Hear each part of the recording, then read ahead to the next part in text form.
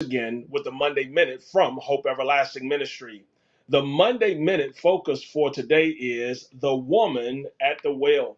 Many times we think about stories like this in Scripture, where the woman with the well would be at the well. We become so familiar with Scripture till we miss the faithfulness of the text. Let me say that again. We become so familiar with Scripture till we miss the faithfulness in the text. This woman who had an encounter with Jesus at the well, this Samaritan woman, was absolutely blown away that Jesus would even talk to her. But let's take a look at the faithfulness of what happened after her conversation with Jesus. Scripture teaches us in John chapter 4, starting at verse number 28, it says, "So the woman left her water pot and went into the city and said to the men, 'Come see a man who told me all the things that I have done. This is not the Christ, is it?'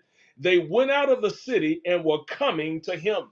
This woman is what we would identify as a woman that went from being a mistress to a witness. It was the faithfulness that she had from her conversation with Jesus that led her to be a source of conversion to other people. You've got to understand that no matter how you have lived your life, whether you feel like God will receive you or not, I promise you, if you will just stop and have a conversation with him, you will understand that God will take your life from a life of being convicted to a life of conviction, to the point that you will be able to convince somebody else that he is indeed the Christ, the Son of the living God.